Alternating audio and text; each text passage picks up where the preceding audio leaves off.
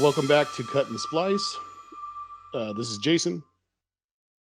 And Matt, And this is Gil.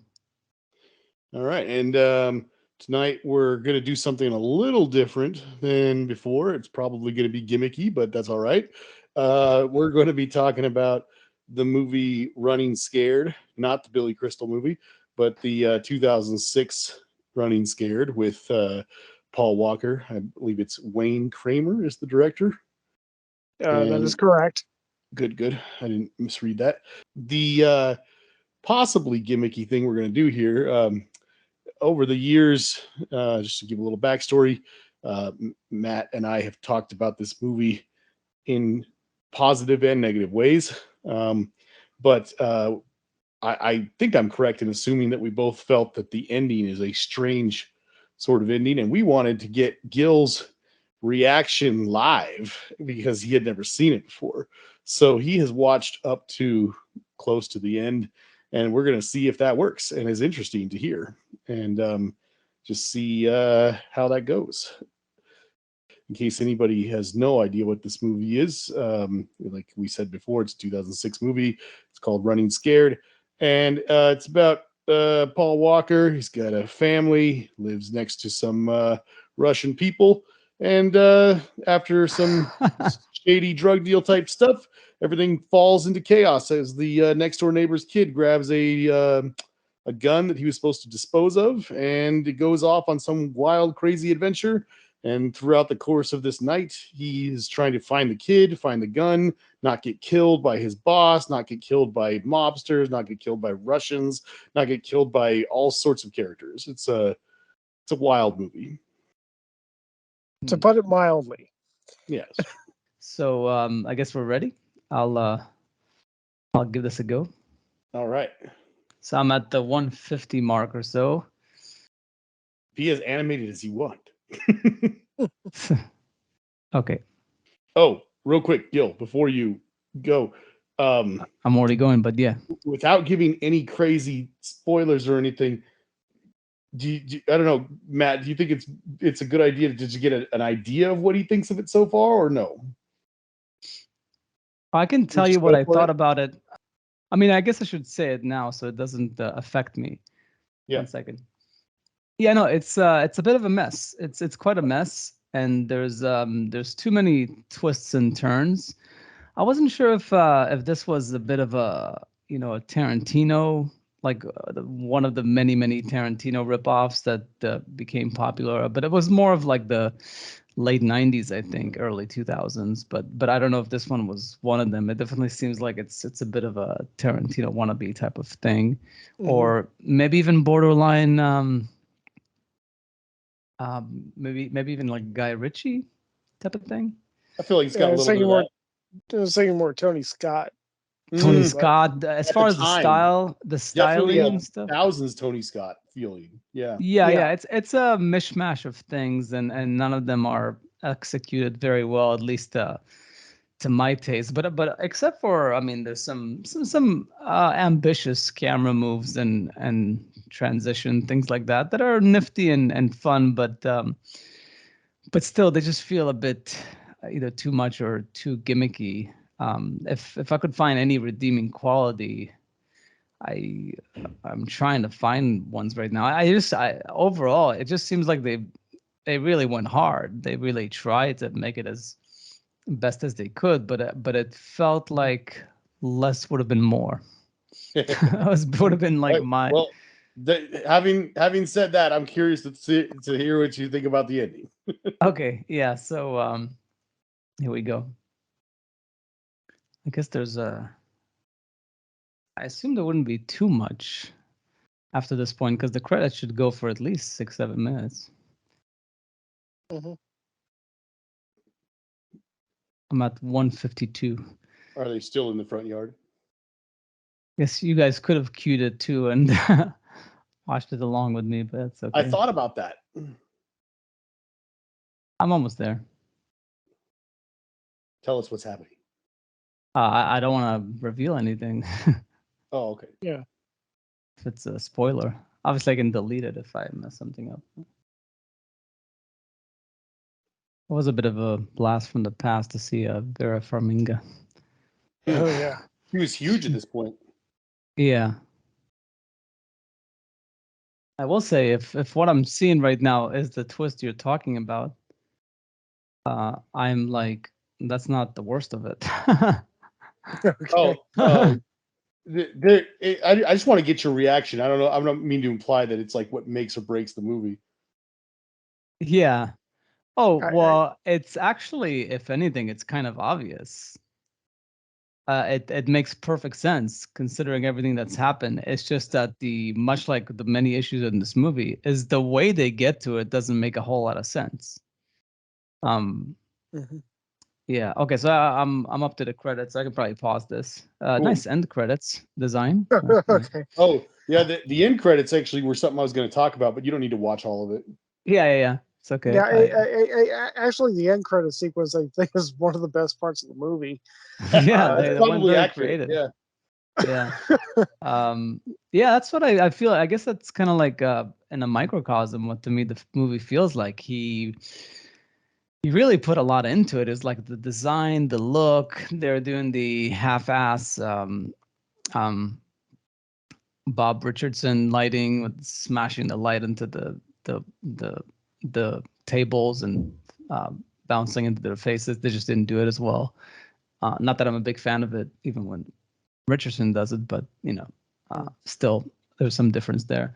So like it just feels like everything they were trying to do was just not as good as anywhere else that I've seen it. That's why I feel like you don't want to try too many tricks, because if you're not gonna nail them, then it's just gonna be too many like missed notes.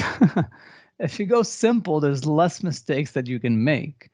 But that's just my overall impression. But as far as like the effort, he's like, yeah, I'm gonna put everything into it. It's gonna be high energy. It's gonna be high style. It's gonna be like fancy dialogue, a lot of cursing, white people saying the N word to each other, which doesn't make a whole lot of sense.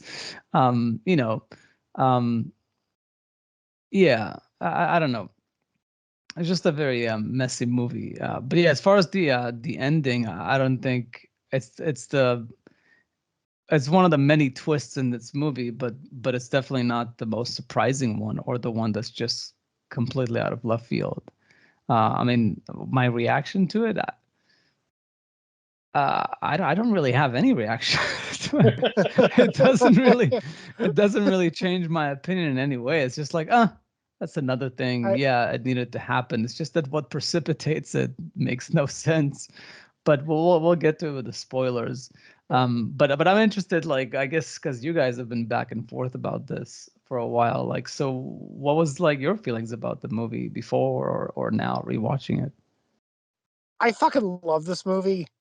And I really can't justify it.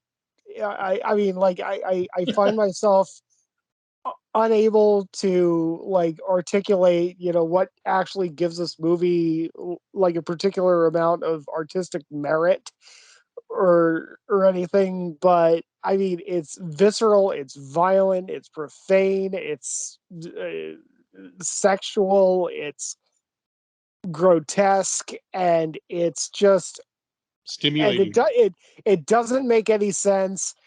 And the entire movie is about a guy trying to find a gun, and at the end of the movie you realize, if you think about it for 2 seconds, that he didn't actually have to find the damn gun. But but it's just fun. It's just like I mean, Roger Ebert actually called it a Morbius strip of over the topness. And I think that Roger Ebert nailed it. It's just fun. It is unapologetic. It just kicks you in the mouth over and over and over again in the best way, and it's just fun. It's just fun, and I love it. And it's, I mean, like, yeah, the black light hockey rink sequence, like, Oh, that that was is just stupid. it is stupid amazing. It is just so fucking over the top.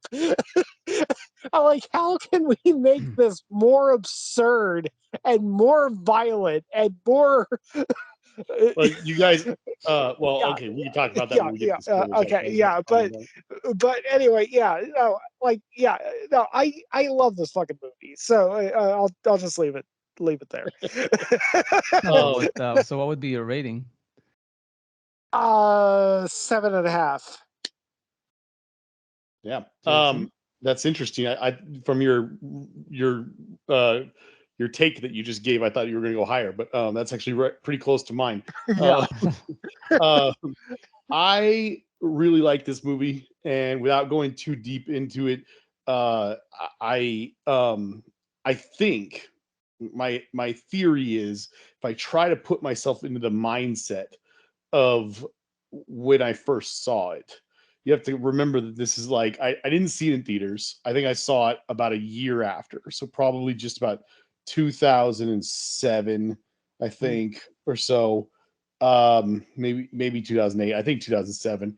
In high school, I was really into the Fast and the Furious movie. And the first one, obviously.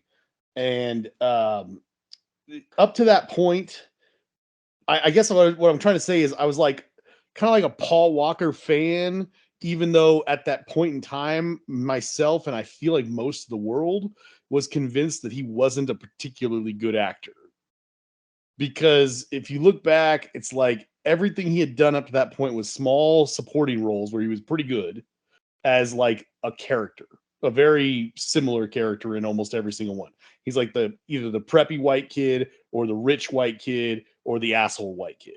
He's like one of those three roles pretty much in all of his movies. And and he was good at that. I'm not trying to say he was not good. He was good. But then he started doing starring roles with Fast and the Furious. And he does like 4 or 5 movies in a row, and none of them are that great, really. They're really not for all throughout the early 2000s. And I think as a starring leading man, people had kind of come to the conclusion that this guy is no good. And suddenly along came this movie. And, by the way, I think almost all of those movies I just mentioned where he's a starring role, except for one, are like all PG-13 movies, and then all of a sudden comes this one with this Wayne Kramer movie. And I don't know if I'd seen The Cooler yet or not, but I just know that I saw this movie and I was like, wow, this movie really went for it. Like this movie, if there's one thing I can say about this movie, it has balls. This movie has a lot of balls, but almost in the wrong way. And I'll go into that later, of course. But um, I I think that it's the best acting that he's ever done, Paul Walker, and it was just absolutely hugely surprising because I did not think it was going to be very good, and I was really pleasantly surprised by how much I enjoyed the movie. And even at the time, as soon as it was over, I remember talking to all my friends, and I think Matt might have been one of them at the time, about how like the stuff that was wrong with this movie because I love it, but I really like the movie, but boy does it have problems. And I started listing all the problems with this movie, even the first time I ever saw it. So yeah, to put it in a nutshell, um, I think that when I think about nothing but the positive things about this movie, I feel like it had the potential to be like a really amazingly fun 9, but it's got so many problems that I can't go any higher than a 7. Yeah, Paul Walker. I think this might be aside from Flags of Our Fathers, which I don't even know who he was there. I don't think I've seen any of his movies. Wow. I just before this podcast, I checked to see how many of them I've seen. I think I've seen like 12 to 15 of his movies or something like that. I don't know. It's and he is not acting well in this movie. It's yeah. I mean he's fine. He's serviceable, but he's not. I don't know. I don't even think that he's like movie star quality. I mean he's good looking, but I don't know. Well, let Um, me just say, don't go see Timeline. Yeah, I wonder. And I saw a timeline on his filmography. I don't know if I thought, did I see that? I was like, I think no. There's Frequency. That's the other one. That's Oh sounds no, like that's a Frequency's a different one. good movie. Yeah, I Timeline remember is that not. one. Yeah, that was who's his Jim face? Caviezel. Frequency. Yeah, that's good. Yeah, that was Jim Caviezel. Yeah. No, but I'm not saying that That I was thought Paul Jesus. Walker was in it. Yeah. I didn't think Paul Walker was in it. I just remember, like, for some reason, Timeline, Frequency. I don't know. There's something Yeah, about Timeline and but because in Frequency there's a thing there's a thing about the timeline. I don't yeah. know There, in it. Frequency's kind of a weird, unique time travel movie, whereas Timeline's a more stereotypical time travel movie. Oh, I see. Maybe that's why I connected them.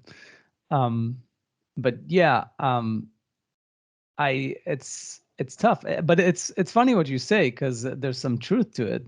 Like on IMDb, it's 7.3 for the audience rating, and the critics are like 4.1. Oh wow! So it's one of those polarizing movies that kind of divides because it seems like your reaction is understandable, and I definitely wasn't bored during this movie. I just thought there was just I thought it was just too much of it, and even though I appreciate aspects of it, I kind of I get what the movie fans are thinking, and I get what the critics are like upset by, based on and if I had to side with one side, I would probably side with the critics. I don't know if I would give it like a 4 or a 5. I'm leaning. I was like, should I give it a 5? Because it was really trying to do some crazy stuff. But then I thought that most of my rankings here are like 7, 8, and 9. So the movies that I dislike, I should really like aim low. Um, so I would probably go for a 4. Um, yeah, but I'm curious, Jason. I guess we'll get to the spoilers, and then you can tell me what was the reason for the way we went about this, like seeing it like last Yeah, no, minute. I'll talk all about it. Yeah, it's fine. Yeah. But yeah, I think that's my reaction to it overall. I mean, we could go to spoilers unless there's. I mean, as far as recommending it, yeah, if you're into, I was thinking as you guys were talking about, especially Matt, about his enthusiasm for the way this movie was fun, is because I said like Guy Ritchie or Tarantino. I Yeah. mean, this if I wanted an over the top great movie, I would just see Snatch or Pulp Fiction. I don't need to see a third, fourth rate. You know, there's better movies out there that go over the RRR that we that we spoke about recently. Yeah. There is something to movies being um, very dramatic and over the top in a good way, but I don't think that this is it. Like I can see how someone that's just into the action, into the cinematic trickery and everything, how it can be very absorbing.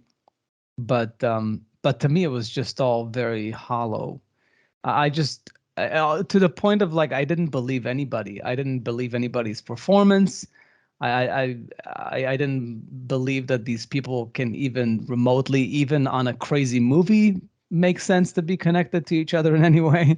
It's just it was such a mishmash of ideas, characters that also everybody talks the same for the most part. That's just bad writing.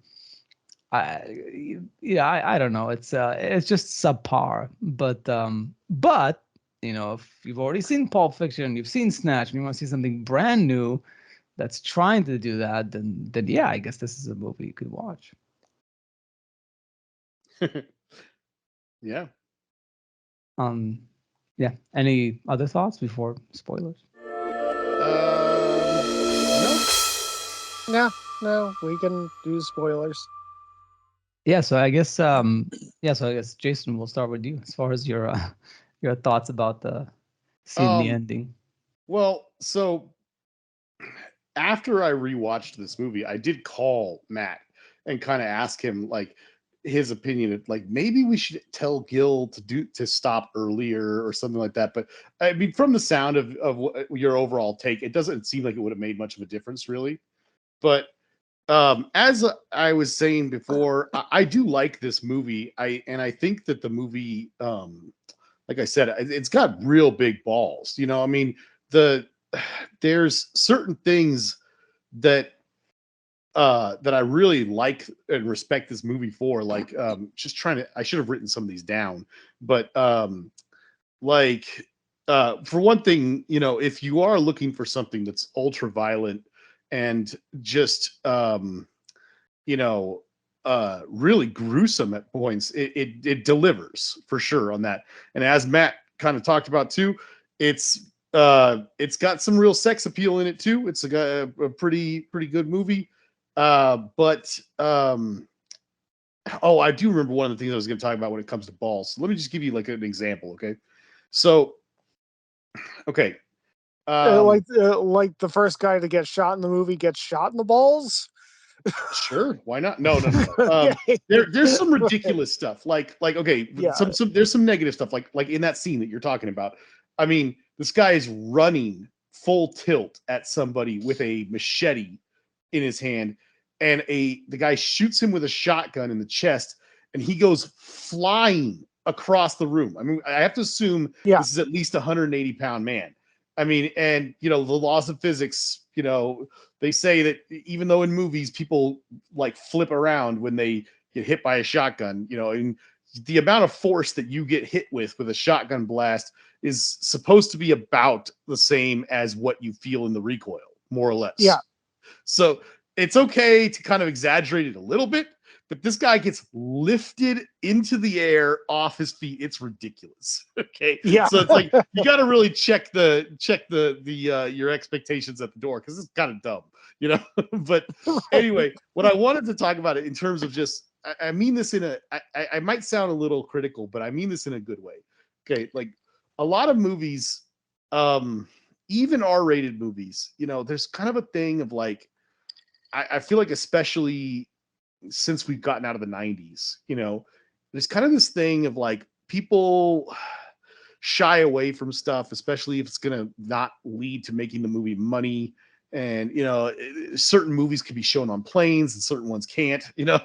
But what I'm kind of tiptoeing around is like, let me give you an example. There's a lot of movies where they just kind of like, they don't appreciate the realism of how people talk, gangsters and criminals and things like that. And you'll have scenes where people who are supposed to be these low life criminal type people are having meetings at like strip clubs, you know. And a lot of times in the movies, these are supposed to be strip clubs, and the girls that they show in the background are like wearing bikini tops or something, you know. And it's like, well, that doesn't seem to make sense, you know. That probably wouldn't happen.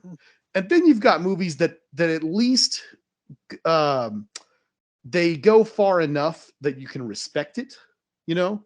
Like a perfect example is, I remember talking to somebody about Ben Affleck's second movie, The Town. I think it's The Yeah. Town. Pretty sure it's The Town. In that movie, It is, towards the first half of The Town, there's a scene where some low life, you know, bank robbers or something like that are having a clandestine meeting in a strip club, and it's an R-rated movie.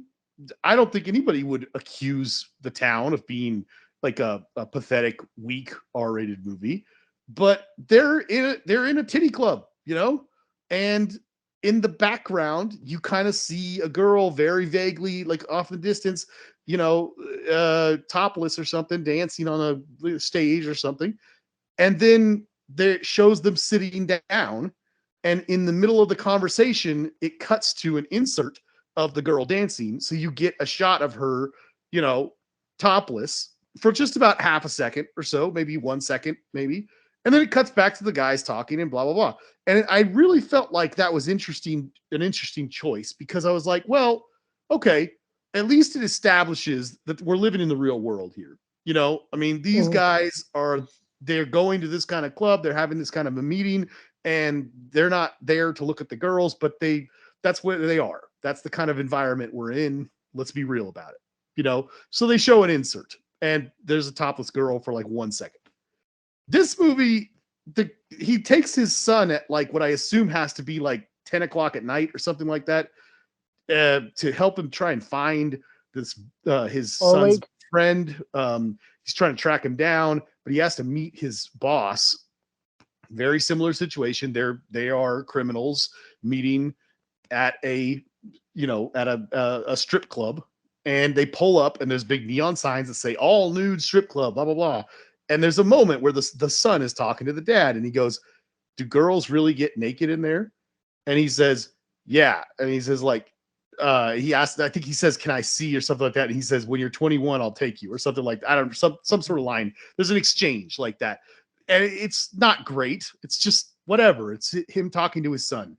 And he's telling him to wait in the car, which that's a whole nother thing I'm going to talk about, but whatever. The moment they walk into this club, I mean, it actually goes, in my opinion, based on my limited experience, way beyond what is like. I mean, there are girls just It's not like, necessary. I mean, you can see up this girl's birth canal. I mean, it's ridiculous.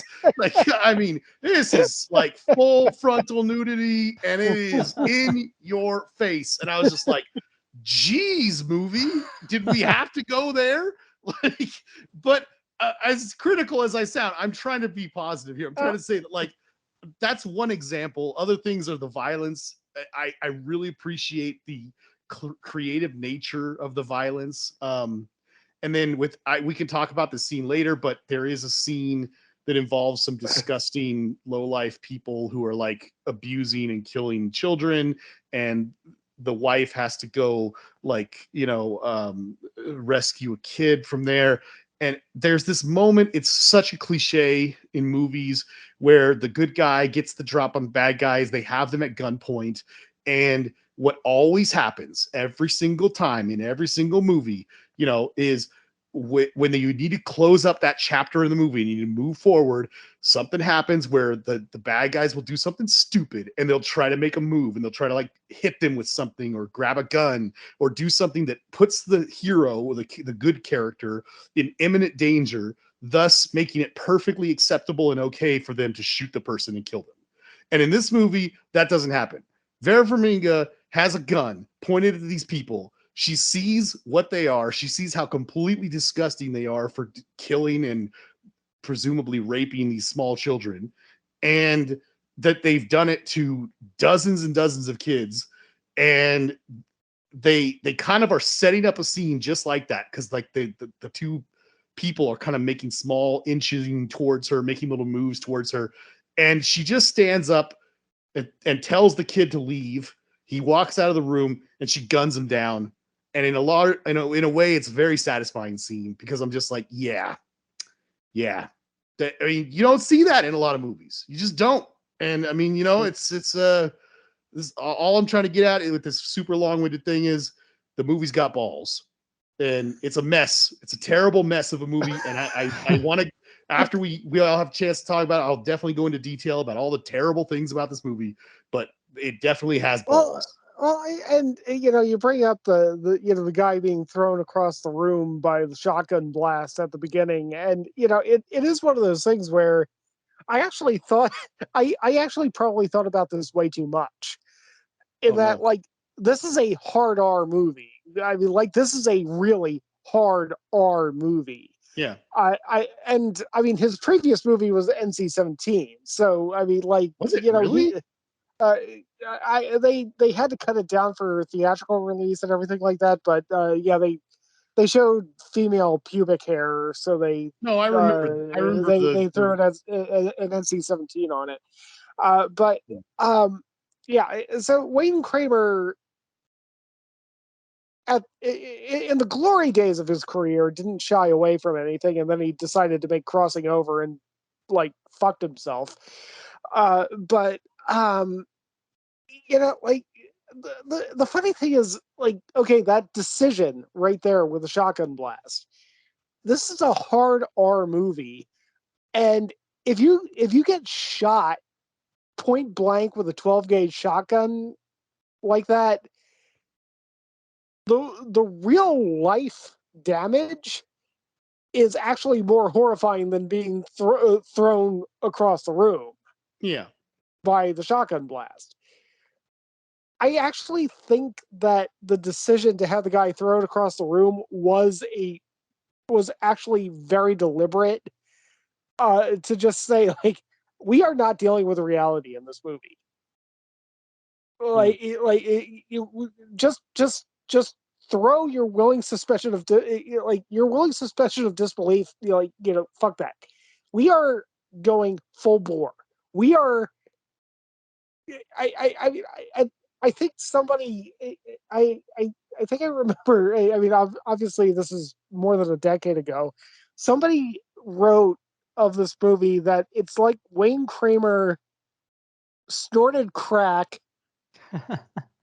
and then watched Reservoir Dogs on a loop for like 48 hours and then typed out the script until he passed out. And I can kind of see that, like, fuck reality, fuck logic, it's just, we're just going to have this visceral mess of a movie for 2 hours. You're just going to experience this for 2 hours. And, like, that moment is just like, okay, yeah, I know that that's bullshit. I know that that's not how physics works. Screw it, I'm into it. Yeah, let's just go on this journey.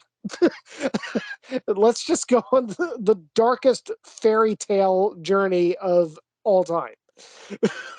So Yeah, yeah. I mean, I don't know if the shotgun, you focus on with the whole thing with the guns. Like, I have no clue what recoil is supposed to happen from what.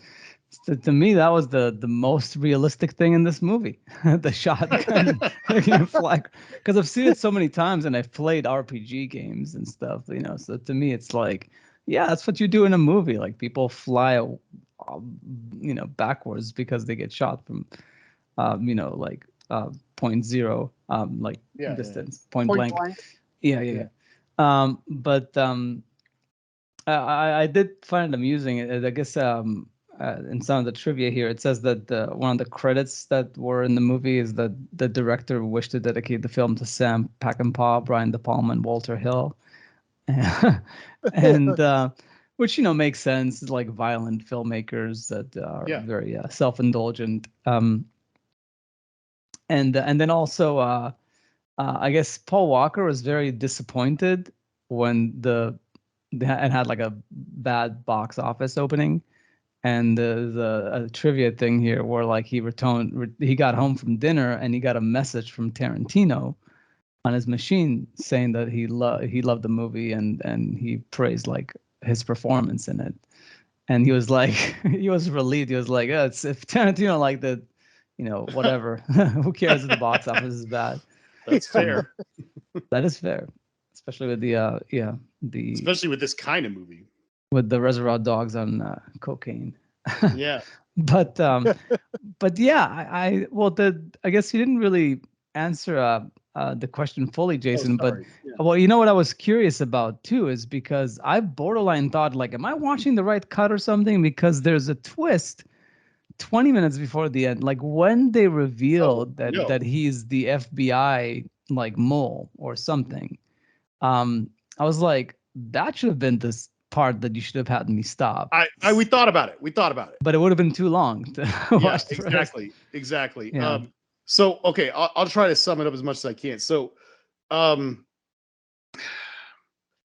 my thought, and I feel like Matt probably agrees with me on some of this, at least based on our old conversations. I like I just said, and all that stuff I just talked about, I really enjoy the fun, awesome, violent, cool aspects of this movie. And as a fan of Paul Walker's, despite the fact that at this point in time, I really felt that he hadn't done very much good acting. I felt like this was like his best performance, and I loved Vera Farmiga in it. And it's just a really fun, violent movie. But and as I said before at the beginning, it surprised the hell out of me. I was expecting this movie to be horrendously bad, and I really started liking it. I think it's funny because uh, I don't know what on earth they were thinking with what you were just talking about. The moment he rips his shirt open and he says he's got a wire on him, it would be bad enough. It would be bad enough if he had just said that he was a police informant or an FBI informant. No, no, no. He's an undercover agent that is so deep undercover that his wife doesn't know about it and his son doesn't know about it. I'm sorry. Look, okay, we live in a weird world, and I know some extreme stuff happens, but like, I mean, we've all seen The Departed, right? You know, Yeah. like, Yeah. you can make a movie. I'm not saying that this can't be done, and I'm not saying we live in a world where this would never have happened. Okay, and there's movies like True Lies, you know, and stuff like that. You can make a movie about an FBI agent who is an FBI agent undercover and his family doesn't even know about it. That's how deep he is. That's how many years he's put into this undercover stuff. You can make that movie, but that's what you wrap that movie around. That's its own movie. Okay. You don't get to make this crazy, bat out of hell, crazy fairy tale, strange movie that Wayne Kramer put together and then drop that at the end. Like, it's like, oh, that'll be a fun twist. No, that ruins your movie. That is insanity. That's so dumb. Like, it's so, and like Matt said, I think, I'm pretty sure this is what Matt was referring to. If you are an FBI undercover agent, you don't need any of, I mean, it's good that he's cataloging these guns that they've been telling him to dispose of for his entire time he's been undercover. That's all good. The most evidence you can have, the better. But when you get to the point where you've now made your case against this mafia family or whatever, and the son of the you know, the head of the family gunned a cop down, shot him in the balls, I think killed him while he was on the ground, executed him and all that stuff like that. You are an FBI undercover agent who was wired. For starters, even if you weren't wired, they'll probably take, with all the other evidence you have, they'll take your word for it. You don't need that gun. It's fine, you know. But even if they didn't take your word for it, you're wired. Like, they've got it. You've got all the evidence you need. When he got home that night, he should have just called his boss and been like, done deal. Send them in. You know, we got it. Like, this movie didn't even need to happen. Like, it's ridiculous. It all happened in his mind. I know. Flash before his eyes. That part makes no sense whatsoever. And even if you can just like if it's like a ham sandwich moment, you're like, your brain is like, what? He's a what? and then the cops, the SWAT team, and everybody shows up at the end at the ice rink after he's almost been killed. And there's a little line of dialogue to explain it. They're like, "Oh, we got hung up. Sorry." And he's like, "It's cool, man. I'm alive." Somehow. You know what would have been ballsy? Is like that twist happens, and then you cut to Wayne Kramer sitting at a typewriter. Yeah. And he's like, wait, no, I mean, that's not gonna work. Fuck it, let's just finish it. And then the rest of the movie plays. Like, that would like be so meta. Like, just saying, I thought of this twist. I think it's cool, but it makes no sense. Yeah. But fuck it, I have a cool movie. I'm gonna find a way to make it like, or do something like Clue, where, you know, like, that's what might have happened, but here's what really happened. Yeah, something like Savages. Yeah, but I mean, I'm telling you what you should have done. Maybe we'll someday find another movie to do this with more effectively. Yeah. But you should have had me stop right before that twist, and because the rest of it is just, you know, right. There's some more to see there, of course, and I can get to that right now. But that twist, like, my reaction would have been so much stronger. I wanted to. Yeah, it was too much. You know, there's too much. But because you could have described what happened after that point. But aside from like the many issues that whole twist brings up, is also the fact that then they go and they have breakfast or whatever at Well, yeah, that yeah, yeah, restaurant, and yeah. then the guy with the pimp with The the pimp, gun yeah. shows up. How the fuck are all these people are at the same place at the I know. same time?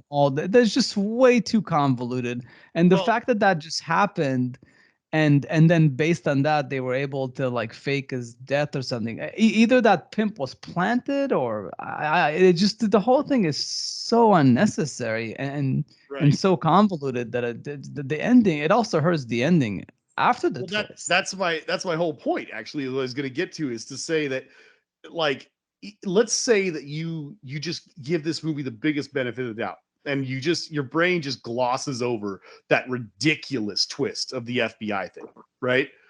At that point, it's kind of an action movie sort of ending where he's like, I'm taking the kid home. And I don't know what they were thinking. Somewhere along the line, there must have been some sort of thing in his head where he's like, that's what this movie's about. It's about he's got to get the kid home, and he's got to get home to his wife. Getting home is the big deal, you know? So they stop and get breakfast. The pimp scene happens. It all comes full circle with the gun. And we get back to that little shot that starts the movie where he's running out with the kid in his hands, you know, and you're like, oh no, this whole time he's been trying to save this kid and the kid's gonna die. No, it's just a bullshit thing. It's another twist. Oh my god. You know, right? And oh, he's the one bleeding, not the kid. And yet despite all that, they almost run some people over, and they manage, he manages to get home. You know, I don't know why he thought that would be such a relevant thing to put in this movie, but he gets the kid home. Surprise, surprise, the mom just murdered herself, you know. But yeah, Yeah. whatever. So the little boy gets out and stares at his blown up house while he falls on the ground dying. And this is what I'm talking about. They give Paul Walker, like, I don't know, what would you guys say? About a minute and a half long death scene? Like, I mean, it's dramatic. It felt like more than two, more like It's long. Like, let's just put it yeah. that way. It's long. He's got his son cradled in his arms. He's bleeding out on his front lawn. His car is crushed. His wife is there crying. And I mean, it is a blubbering mess of a like 2 minute long death scene. Also, And who is seeing this for it to matter? Like, they could have always staged like a funeral if that was what it was all about, to like get well, him I into. think he was actually dying. I mean, he was shot. So it's like Exactly. I The don't think whole thing that is part was so the funky. Like, but it's but just that's my whole in. point is that then it cuts to the funeral, and it's like, oh, the wife is gonna have to take care of both kids because the other kid's mom just commits suicide in their meth den, Because you know. instead of like going straight home, he took him to breakfast. I mean, Yeah, he could have. exactly, right? I mean, he killed his mom, He really, when killed you his think about it mom that way. basically. Oh my god. Anyway, yeah, so let's just gloss over that too. And then so here's my whole point. Okay. I'm not trying to say that any of that was good filmmaking, okay? In case you didn't catch my drift, right? But it does, I will give it this much, okay? That overly dramatic, ridiculous 2 minute death scene. And yes, it was all for nothing. That whole, I gotta get this kid home. I gotta get home to my family. That whole thing is like an empty theme that doesn't really seem to connect to anything in the movie. But let's just say on some level on the script that meant something, right? That he was trying to say. He was trying to convey something. I will at least give it this much. In that moment, forget about the FBI thing. If just for some reason in that moment he had gotten this kid back there, all this crap happened, and then after that long, elaborate 2 minute death scene, if he had actually died, I would have at least said, well, that lines up with the rest of the movie because at least that had balls. And so as this is washing over you, you're sitting here going, well, that was ridiculous, but it had balls. And then all of a sudden, oh, look, we're at a farm and Paul Walker's alive. It was a lie. It was all witness protection bullshit. Yeah, which is also Yeah. not very believable because an FBI agent wouldn't necessarily need that. He's not like a civilian, or I mean, you could perceive that being a, yeah, safety precaution, but the main issue that that whole twist has, because you mentioned True Lies and some other movies that had it, where the wife doesn't know, is Yeah. he is, you know, plays him because I'm assuming he is not, but he plays him like a dumb redneck white dude. And the fact that like your wife doesn't know what's your actual personality, Yep. I mean, I know that especially your intelligence level, if anything, because I know like Schwarzenegger in True Lies like plays it like a bit like timid and stuff, and he's not timid at all as an agent, He's but pretending to be boring. he's pretending to be boring and stuff, but it's not as extreme as the way he acts with his wife. He is Yeah. and she's also like she's very like, she curses, she's rough. She's I mean, I abrasive. Yeah. I guess there's FBI agents that are that could be like from rough backgrounds and are not highly educated, but I think usually you gotta be like, Well, top of you're the line. Gil, you're scratching around the surface. Let's just land Yeah. the plane here, okay? I mean, the fact is, everything in this movie, the reason it's an insane twist is because it seems like something that was written afterward in like a fifth draft. There's Yeah. nothing in the beginning of this movie He that wanted some connects to that. payoff there. Like he Yeah. just like this movie should be renamed Twists or something. Like it's just like everything's about the twist. Like the beginning of the movie is a twist. Like he's in the car with the kid and you're like and then you cut to the home and then like, oh no, he's not his kid, he's his kid, because you think that his kid was going to be Yeah. the kid in the car, but it's actually the friend of his kid. It's like everything is like a twist. And it's almost like that's foreshadowing just how much this movie is going to be all about twists. But one other thing I was going to say, the one thing that I think is borderline unforgivable is like, why the fuck do you need the whole sequence with the creepy like husband and Oh, wife? I can explain that. Yeah, please. Okay, so I believe, in my opinion, Matt, you tell me if you agree with this or not, because this has Okay. been since the beginning since I saw this movie, in 2007 or whatever. I think there are two major problems with this movie. One is collectively that entire thing we just talked about with how stupid the ending is, with like 6 different twists and unrealistic crap and whatever. But the ending is a big problem, like for me, real big. But Yeah. the other problem that I have with this movie beyond anything else is the fact that essentially this movie breaks one of the biggest rules of filmmaking. And this movie is actually 2 different stories that run parallel to each other and they're not about anything. They're not about each other. Like, there's plenty of movies that have multiple storylines, but you usually connect Yeah. those storylines at the end. Or if they don't connect, they should be 2 different parts of telling the audience the same story. These are two completely unrelated stories. And if you watch the credits and you watch different things, it's very clear that Wayne Kramer saw The Boys story as a fairy tale. Like it's a fairy tale that like an acid trip fairy tale that this boy goes on, where from the very first moment that he runs away after shooting his father, he starts encountering wacky, weird characters. Like right off the bat, there's like this dark, shadowy dreadlocks character in this men's room who's clearly either selling drugs or selling sex or both, maybe, I don't know. But like, Isn't that like some homeless person or something in the Yeah. The hideout? crackhead. Yeah, Crackhead. there's like a homeless person or something, and then there's the pimp, then there's the prostitute, then there's those disgusting, creepy people. Then there's they take when he gets picked up by the police, Chaz, Paul, I don't know how to say his last name, Palmentary or something. He's a great actor. Yeah. That actor, he suddenly he's acting different. Like the way he acts when he's around Paul Walker and the way he acts when he's alone with the boy in the interrogation room, super weirdly different. Like everything about the kid's story is supposed to be this surreal fairy tale, but then they don't have any of that. None of the same like visual themes or storytelling method, and none of it. It's a completely different movie with Paul Walker. Like they're in 2 different movies basically.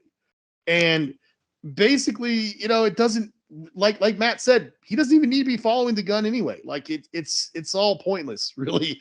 And but that's the reason why those two characters are there, and that's the reason why the movie almost stops on the brakes to it just comes to a stop, a halting stop, really, to tell that part of the story, and why visually that's where it gets the most extreme. I'm sure you noticed when he's behind the frosted glass on the phone with his friend's mom, trying to get her to come help him. Like the couple is like, they're like reaching up on the glass and they look like creepy Nosferatu monsters, with the in the scene that you're talking about with the with the creepy creepy people. You Yeah, mean when like they find him in the van or something? no, like when they get to their house, when they bring him back to their house, and they're doing all this yeah, and stuff. they have the There's all whole these camera scenes and where they're stuff. real creepy looking. They portray them as like these monstrous figures or something with like Nosferatu fingers and stuff like that. It doesn't make any sense. It doesn't connect with anything else in the movie, and that's what the problem is. Like, I could see where he was going for, and if the whole movie had been like that, it would have been something really special. But it's not. It's like the boys on one journey in one movie, and Paul Walker's on another journey in another movie, and they're connected by plot devices and moments, but it's ridiculous. It doesn't work. It needed like a lot. It needed to be rewritten. It doesn't work. Well, it also gets complicated once he calls Vera Farmiga, Yeah. because all of a sudden she's some kick-ass mom that can yield a gun and and take down Well, these creeps, and then she also shoots them down. I get it; they deserve to die. They are horrible, horrible people. I mean, it depends on, of course, your your point of view about that, but her I character don't is think it very does. inconsistent. Like it's the whole thing is just it just doesn't ring true. it's a bit And of a yeah, mess. and then the whole thing with Paul Walker's performance is, yeah, if you try to put some nuance into the performance where maybe there are hints that because there's some hints in some scenes where for some reason he's not very concerned about them. Like he keeps it cool about like they're blaming him that he's like that the gun is connected and blah blah blah. You could almost read into that, and maybe he knows something that they don't know, that he is an agent. But the whole movie, he's in panic mode, and Yeah. even when nobody's around to see the panic. Yeah. So That's the part that doesn't ring true to me. It's like, I just think that this movie was not. I think there's a draft of this movie where he is not an FBI agent, because that does not make any sense to me. yeah, exactly. It's very strange that they went for that. For sure, Yeah. it's yeah, As, but I don't know what movie it would have been without it. Yeah. I'm not sure either. uh, I I remember so back in film school, y'all remember Max Myers, right? I remember who he was. I never had a class with him. British dude, a Yeah, lot I of remember. tattoos. Yeah. Uh, in my feature film rating class, I brought Running Scared in, and I pitched it, and the class agreed to watch it, and I was actually getting fist bumps from people around me during the hockey rink sequence, which like I still think that's a really fucking awesome sequence. but, I need to mention something when you're Disgusting. done. uh, Yeah. but uh, but yeah, I mean the ending happened, and we had this discussion about how I mean Max specifically brought it up that there are actors who have stipulations in their contracts that they can't die on screen, and he was kind of musing that maybe that's the reason why the movie kind of fell apart at the end. That maybe Paul Walker had some kind of a stipulation in his contract that he wasn't allowed to die on screen. No idea. And I mean, to this day, I still kind of entertain that possibility that, like maybe there's a version of this movie out there where Paul Walker's character was an informant and he dies at the end, and that got scrapped because, well, Paul Walker was a commodity at the time, rest his soul, and so on and so forth. He was the best guy for the role at the time, who was also going to take the role, but they couldn't kill him, and so they had to invent a way for him to not die at the end of the movie. I mean, it's plausible, but who knows, really? Yeah, I'm just throwing that out there, but Yeah. it's weird to talk about plausibility when you're talking about running scared. I mean, there's nothing plausible about that movie from the beginning. I mean, we are not in the realms of plausibility. We are not in the realms of reality. We are in just a dark, dank, hyperbolic world where nothing makes sense, and it's not supposed to make sense.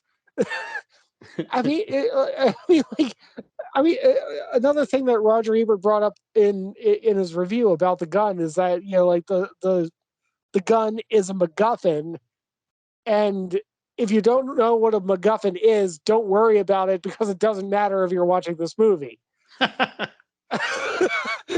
So, I was gonna say, because this is the second time now you brought up the black light thing at the end in the hockey rink. yeah, I don't think I caught it when I first saw it the first time, but this time I was watching, and you've got the Russian mobsters and his boss, the Italian mobsters and stuff are all there, and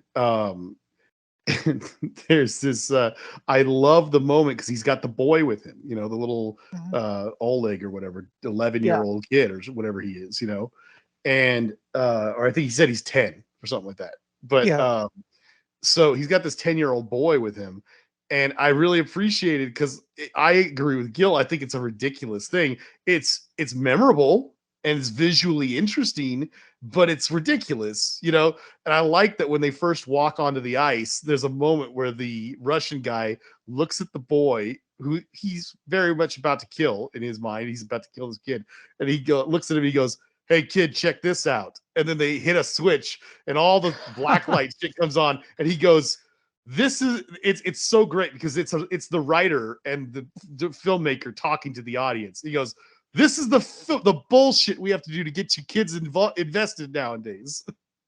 yeah. And I was like, No, yes. yeah, that whole scene was so. For one thing, it wasn't necessary at all, and then also the violence, the hockey puck hitting his face. Not to mention, if he's wired, I know they made an excuse later on. Oh, we were behind on the what and we couldn't get here in time. But come on, it's the FBI. Like he's like about to be killed, and that's not the only time that he was almost killed No. in this movie. That they don't come in for his rescue. It's Well, just again, like I don't understand what they were thinking with the FBI undercover bullshit. Because if you just say that he's a criminal informant, it honestly makes everything so much more believable. Even then, it's still bad. I would have just left the whole wire thing out altogether. But at the very least, if you just say that he's an informant, then that explains why, number one, that they're not prepped with a SWAT team to go get him. He's just living his life and reporting in every once in a while, giving information to the feds. That makes everything way better. I don't know. yeah, like he's been trying over the years to find his way out, and this was his way out. And you could have worked something in about like she knows that he's a criminal, and he's like he keeps telling her like, "Oh, I have a way out. I'm telling you, like I'm gonna Yeah, find my," and she keeps complaining that like it's bullshit, and Yeah. she's gonna leave him. yeah, Then you have like more of an actual story, like plausible story too. plausible. And by the Yeah, way, that's the one thing I would say for that twist. Not necessarily FBI, but if he was an informant, it made no sense to me that right next to them is living this like Russian guy that's connected with the Russian mafia or something. Yeah. It would just too much of a coincidence, apart from the fact that he's an informant or an agent, because then it makes sense. They planted him there in order to be in proximity to to that guy, because maybe he was part of the whole, Yeah. the people that they were keeping track of. That's the one thing that paid off with the twist. But yes, an informant and not instead of an agent for sure makes more sense. But Yeah. still, yeah. Yeah, actually, one thing that stuck out to me upon rewatch was that he specifically said that he was, 12 years. He specifically said 12 years that he was Oh, undercover. did he really? 12 year. Yeah, yeah. He specifically said 12 years. Like, how old Which is is this more, fucking guy supposed to be? I mean, he looks younger than I am now, and I'm 37. yeah, and his kid was Yeah. 10, right? And, I mean, that'd be like when he's like 18. So he was already in the FBI, like at 18 or something. Yeah, no, it should have been like 4 years or 5 years, It's so ridiculous. He could have just been a criminal who got picked up and then became an informant. It would have made so much more sense. yeah. No, it almost seems like he's intentionally, like Wayne Kramer's just intentionally just trying to push the boundaries of everything just to see what he gets out of it. Well, that's the thing. And we can delve into this later, but I actually want to bring that up as kind of an analysis of Wayne Kramer's career. But yeah, I mean, it says that like I- I saw another trivia here where it says that he was shocked to find out that the movie got an R rating on the first submission because he assumed he was going to get an NC-17. He was my aiming, God. almost aiming for it. Well, I mean, mean, God, given, what can you say like given the about cunnilingus scene. yeah, I was gonna say like that's exactly where my brain went to, Matt. It's like you tilt that camera another 5 or 6 inches up, and you probably would have a NC-17. No, I mean when we were watching that movie in Max Meyer's class during that scene when he goes down on Vera Farmiga, Max actually was like, "What is this movie rated?" They found the perfect camera angle because I mean you don't actually see anything, but my God, you see a lot. And apparently it was the first day of shooting. Oh my goodness! Wow. Yeah, I guess they didn't have intimacy coordinators back then. I was gonna say a couple of things. This kind of goes hand in hand with what we were saying before about like it just the two stories not connecting at all. I think on paper, in the script, I think that Wayne Kramer felt like this whole thing would be like a fairy tale from the kid's point of view, and I think in making it, they just focused way too much on Paul Walker or something. I don't know. I'm not sure what, but in the end credits, it's interesting to me that they show Wayne Kramer's, I think it was his storyboard artwork that he used. And not just storyboard, but his, he drew these like very elaborate fairy tale esque concept art pieces that they used throughout the movie, and like they used for the various characters, because as we said before, once the boy starts on his journey and he runs off, he starts encountering characters in an almost episodic sort of way, like you would have in a fairy tale. He keeps encountering these fairy tale characters and places. Like the diner is basically like a place that they keep coming back to in a very unrealistic sort of way, like it's a magical little place or something. And in the credits, you actually get to see all of that artwork in like a drawing way, like drawings of the boy encountering these various characters, and they're larger than life. They're like these fairy tale-esque characters with thematic, things about them. When it comes to Paul Walker's character, he is drawn as a wolf. Like his reflection is a wolf character of some kind. And so that to me says that at least on some level, at least at some point, probably in the script phase, Wayne Kramer saw this whole thing as a fairy tale, including the Paul Walker stuff. And to me, that just got lost 100% because I don't see anything in this movie that implies that Paul Walker's character is living in anything other than a more or less realistic world by comparison to what the kid is going through. Maybe that's just me. I don't know. No, I mean, I definitely I didn't notice that too much, but when you brought it up, it definitely started making sense that he's definitely on his own journey there. It's just that it was such a small part of the movie, and all of it was so convoluted. But I can see how, especially from a design perspective, about how each step was supposed to be like contrasted to the last one, and how like you can't really trust any adult, like even the ones that in a brightly lit room and seem to be all nice and stuff. They're the worst ones. Yeah, the worst, exactly. Like that sometimes, yeah, that the who's treats him the best is like the prostitute, the hooker. Yeah, the hooker. She's like a fairy, like a in the credits. She's like a blue fairy type of character. Yeah, she gives him some food, and then she wants to like have him be on his way, and yeah. But the whole thing is just quite the mess. I mean, and I guess to some it's enjoyable. Talking about the story being a mess. So I didn't remember it being this bad when I first watched it, but now rewatching, one of the things that stuck out to me, and maybe this is because I'm at this stage in my life and whatever, but I almost feel like not as much as Avatar 2, but certainly to some extent, this movie is really, to me, pushing a theme of, just don't have kids. Like really, it's a bad idea, because my God, this guy's kid doesn't listen to a damn thing he says. Like it's so funny to me. Like every single time something happens and there's like a life and death situation with his son, his actual son, not Oleg, he's like, stay in the house, stay in the car, stay somewhere, never listens to him. Not once, like, I mean, and sometimes the kid has a good reason, sometimes he doesn't, but oh my God.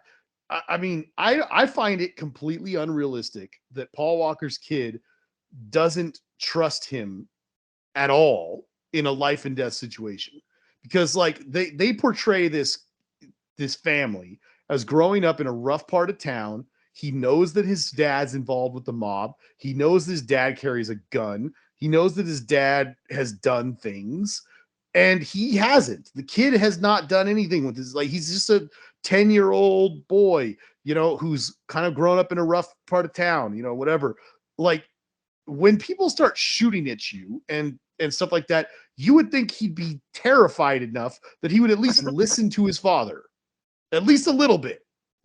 But no, instead, he somehow gets this convoluted idea that his dad is going to murder his best friend. Even though he didn't say that, even though he didn't even imply that, he just kind of got this weird idea that I have to lie to my father multiple times to keep this convoluted script going. I'm actually going to disagree with you there. Okay. About having kids? No. Well, no. My vasectomy appointment is on Friday. Are you serious? No, but metaphorically.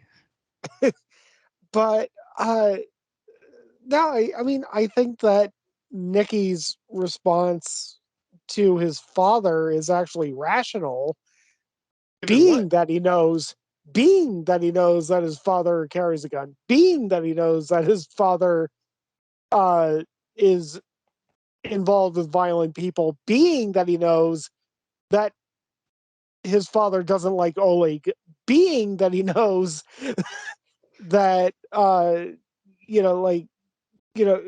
his father is living this life, you can understand why Nikki would be like, I don't want you to kill my friend.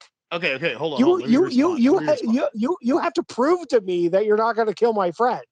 All right. So I definitely don't feel like it came out of nowhere. Like they make it clear that he's not thrilled about the Russian boy next door coming over to his house all the time. Yeah. But here's the thing.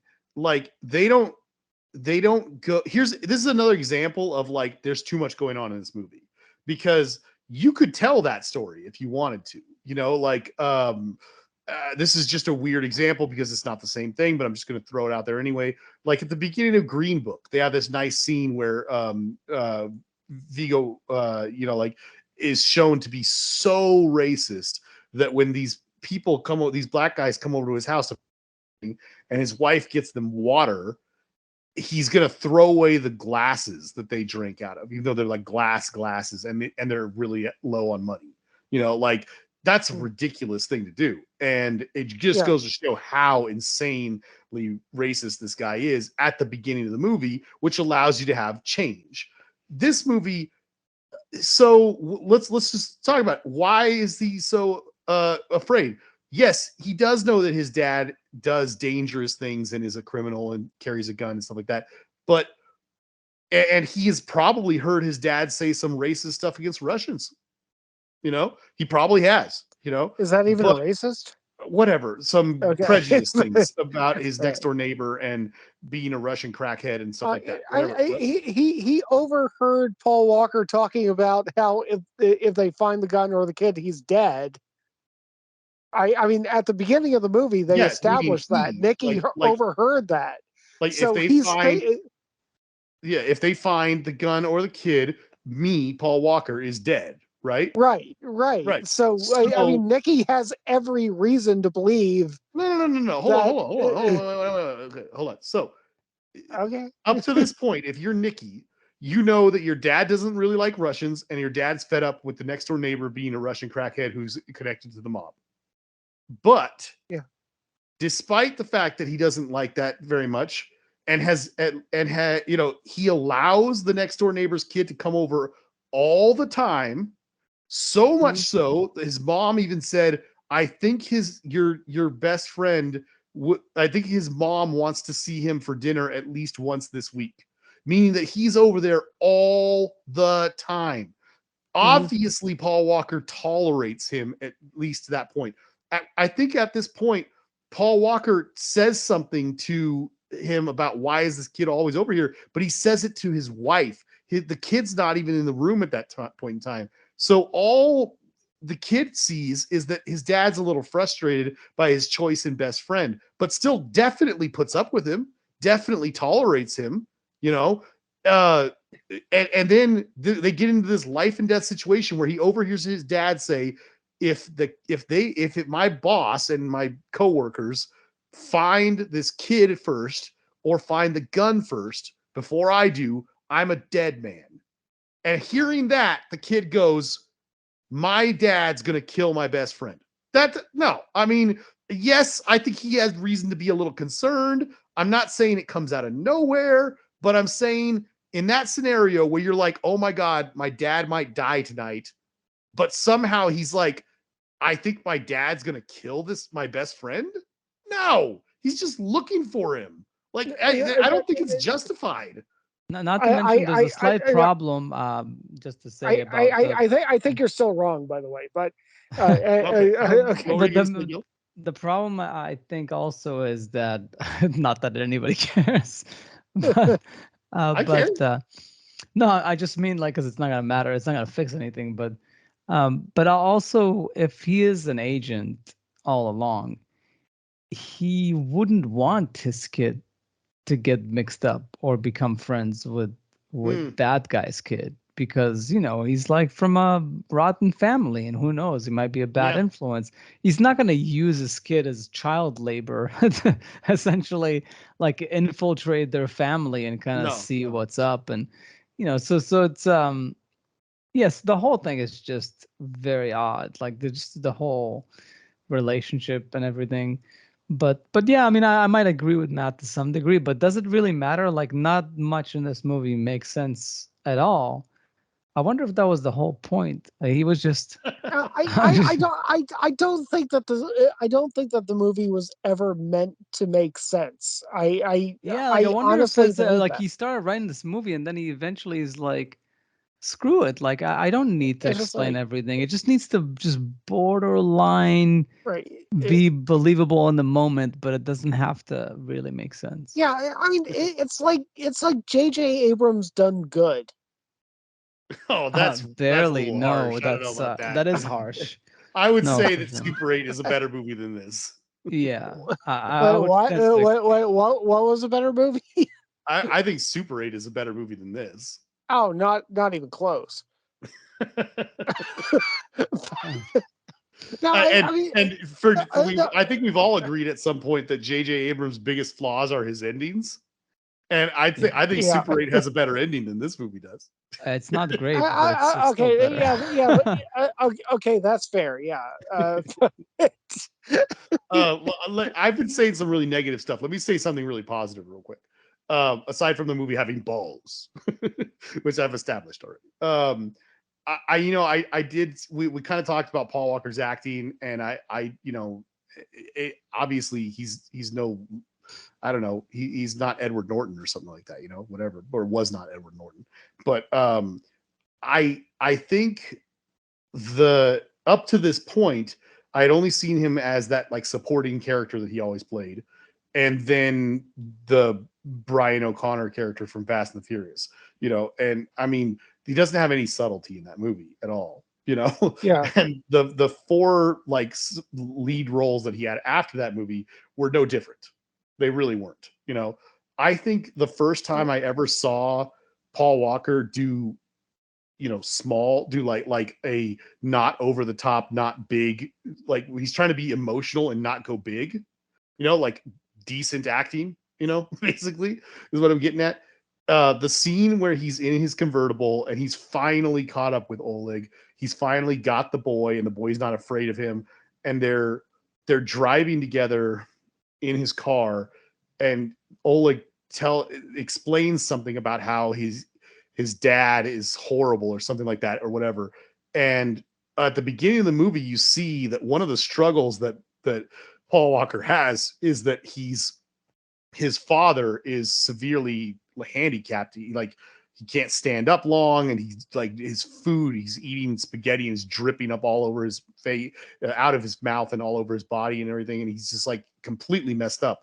And he tells the kid about that scene. He goes, "How old are you again?" And he says 10. And then he goes into a monologue about how he says, "I knew a kid." He doesn't say it was him, but it's obviously talking about himself, about how he had a father that would beat on him and beat on his mom and do all these terrible things. He was an awful father, and he just got to the point where he said he outlasted him, and he got to the point where he was about 13 or 14 years old, and he got a baseball bat and he heard his father beating on his mom again, and he walked into, or what did he say he did in his sleep? I don't remember. Whatever, it doesn't matter. Yeah.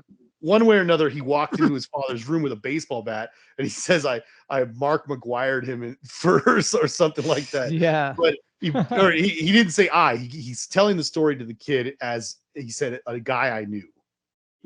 But then you look at the kid's father, or at his father, and you realize this is Paul Walker, and he's saying that he beat his father nearly to death as a teenager, you know, and that but then he still had the common decency to let him live with him in his beat up, messed up state, and he's an invalid now, and he takes care of him for the rest of his life. And that scene is like the best acting I had ever seen from Paul Walker up to this point. I think later on he did a couple other movies where he was a little better, but I really liked that scene. I thought it was well written, and I thought he did a really good job on it. Yeah. Yeah. No, I mean, I think with the right material and the right director, I'm sure he could have become a better actor. I just it seems like he's just like a pretty boy face, and he's serviceable. Not exactly like lead role material, but I guess enough for this sort of like ensemble piece where he's part of like a whole machine of characters. But yeah, but no, Vera Farmiga like eats him for Oh yeah. lunch. Oh Well, yeah. oh boy, there's a comment to be made there. Yeah.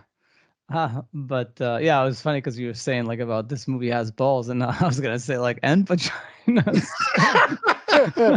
Or ovaries, How or yeah, how right. juvenile and hilarious.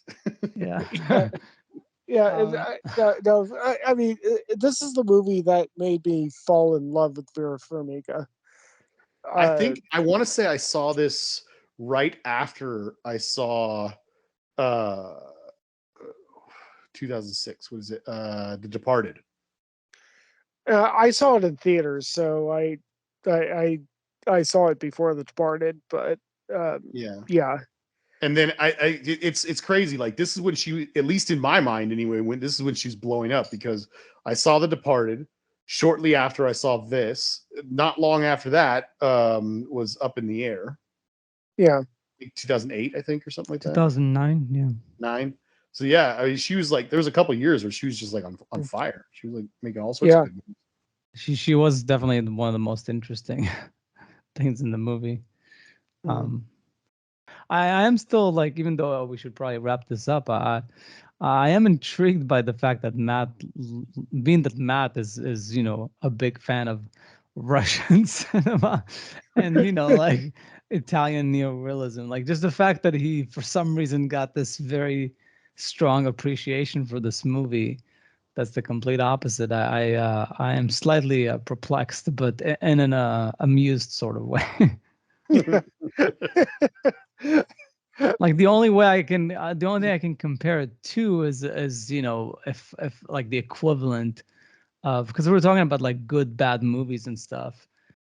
I'm trying to find a comparison. Like there's really no. I'm trying to think like a movie that was over the top that way. And nah, I mean I obviously there's the obvious ones like the Van Damme and the ones that we spoke about, but that's to me like not Well, really this. No, it's not well, like this. I mean, there's actually a movie called Over the Top, And which over the you top, know, of course, yes. So yeah, yeah, over the top for sure, because everything there, like the just taking everything so crazy. But and then we spoke about like a movie like Demolition Man. That was over the top, but again, but not necessarily the filmmaking. Like it's just, everything here is over the top. Like Yeah. it's not yeah, just No, the acting, it's I just like the not the way you script. described it before. This movie is so of the time because it feels like somewhere between a Tarantino and a Guy Ritchie script. An early 2000s Guy Ritchie script too, but then directed by a early 2000s Tony Scott. But then you take all that and you kind of crank it up even further into absurdity. yeah, and you know, this is kind of what I was alluding to earlier when it comes to Wayne Kramer, because The Cooler is a really good movie. I I liked it. don't I know think if it's his I best film. yeah I don't know if okay, so I know that Jason's seen it. I don't know if Gil has seen it. No, I Uh, haven't. it's it is a really good movie. Uh, but just like Running Scared, it just kind of like throws reality to the wind. Like fuck it. Yeah, yeah. We're just going to live in this world, and it's going to be hyperbolic, and it's going to be sexual, and it's going to be violent, and it's going to be visceral, and it's going to be profane, and we're just going to live in this world, and screw reality. It's kind of the same thing with Running Scared. But yeah, but The And Cooler is much more grounded. yes, I will give you that. Uh, Still, it's a movie that is kind of Yeah, built on the mythical ground of luck being a real thing yeah. that a person can possess and lose and everything like that. And but And not just that, the way it's filmed and everything, it's very it's got a lot of similarities to this. It's just not as crazy. Right. And I think that Wayne Kramer was actually building something good with those first two movies. Uh, and I would have loved for Wayne Kramer's third film to be like another hey, middle finger to you. Yeah, fuck your reality. I'm just going to go more violent, more sexual, more profane.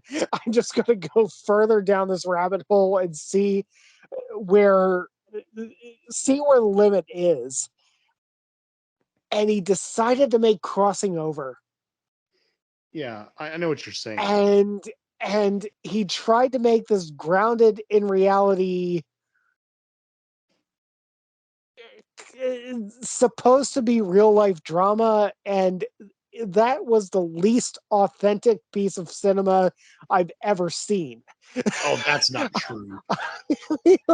No, I mean, when he tries to write realistic dialogue, it comes off less realistic than when he's writing hyperbolic dialogue. That's He true. just No, that's true. he just can't do it. He just can't Yeah. make a real life story. He No. shouldn't do it. He should just be living in this fantastical world that nobody ever lives in. He should be living in this world where nothing makes sense.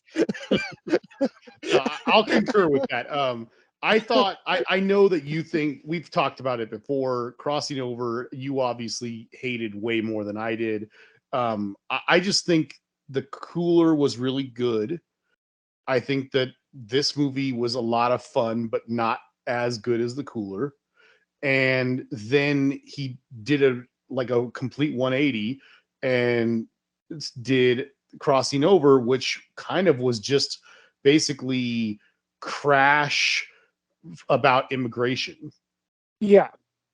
and but without any of the balls of Crash and without a good script, and certainly without Yeah. good dialogue, as you said. Like, forget what I'll say. On paper, the story's fine. The stories of the ensemble cast in Crash, sorry, I said Crash, in Crossing Over, it's fine. Okay, Harrison Ford plays this kind of character. That's relevant to immigration.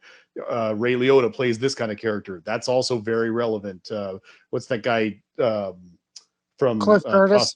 across the universe? The other guy, whatever. Anyway, it's an ensemble. They all have their little story to play, and they all have a relevant angle to talk about immigration and stuff like that. The problem is the dialogue throughout the movie is terrible, as you just said, and it's just it's.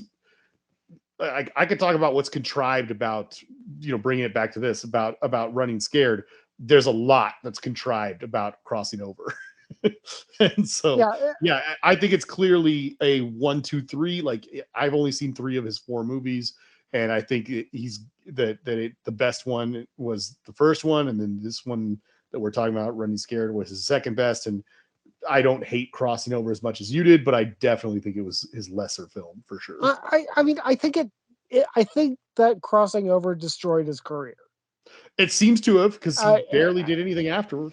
Yeah, and I mean, it's just like, own who you are. I think that he was trying to go for like an Oscar nomination with Crossing Over by trying to make like, okay, these are real people, and I'm dealing with this real story, with these real stories and everything, and you get lines like, I thought we had freedom of speech in this country.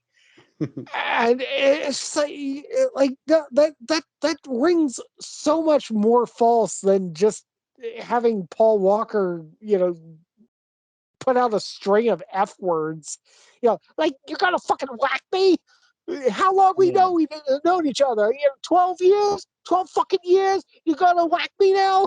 Like, I mean, Wayne Kramer is so much better and the profanity. Borderline. I And mean, it's not great. Although one scene I forgot to mention earlier is yeah, that's the one I was thinking about when I was searching for it. But the scene in the car when he tells the kid like, "What do you listen to?" and he's like, "Well, you're an American. You're an American. You should listen to this." And like he puts the music on, and like the guy that's gonna, you know, like be there when you get late or something like some sort of like American music. I was like, that's such a badly written scene that's completely unnecessary. But I guess it's sort of connected to Crossing Over because if that one's about immigration and Well, so Wayne Kramer is an immigrant. He came to yeah. this country in '86, according to IMDb, and Crossing Over, I guess, must have been something he always wanted to do because that was his short film that he made before The Cooler.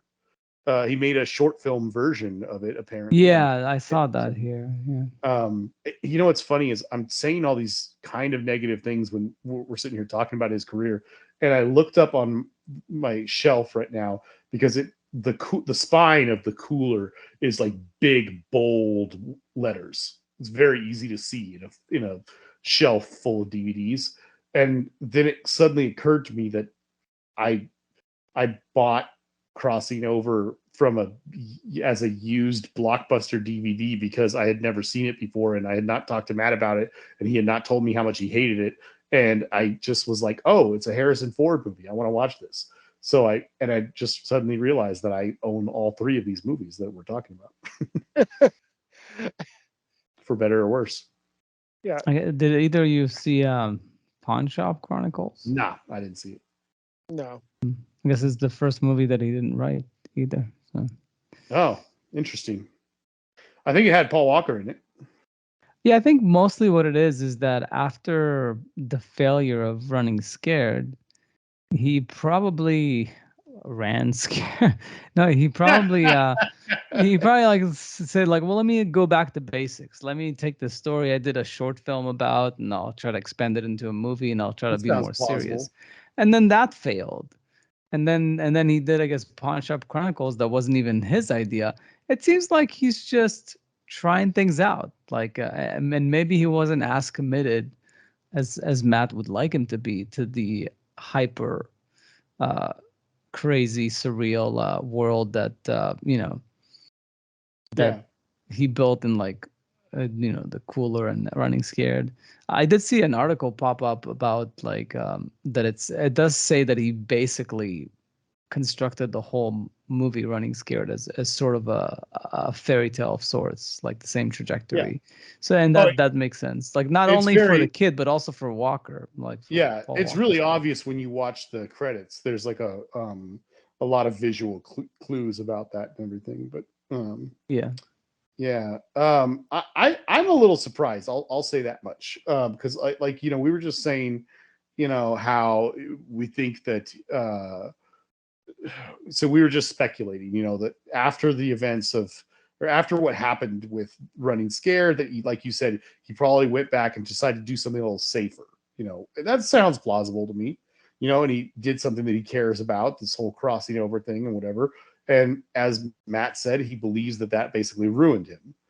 I find that to be very plausible, but it's also odd to me because I don't know how commercially successful or unsuccessful the first two movies were, this one and The Cooler, but um, I feel like Hollywood is filled. I mean, just filled with stories of very untalented people who managed to keep getting work as directors despite making terrible movies, just because, or let's say they made one or two good movies and then made like two or three bad ones. But it's like, it seems like a lot of people will take risks on directors because it's like, well, they've successfully made a feature film or three or four, and yeah, some of them were terrible, but I'm going to keep giving these people chances over and over. Like, how many terrible directors out there just have way worse movies than this guy?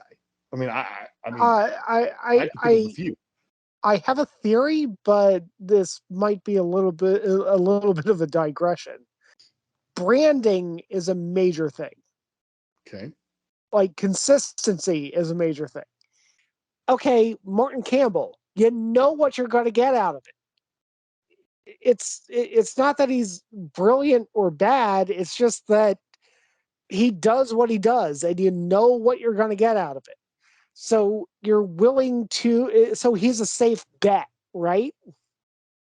Okay. Well, I could comment on that, but let's just okay.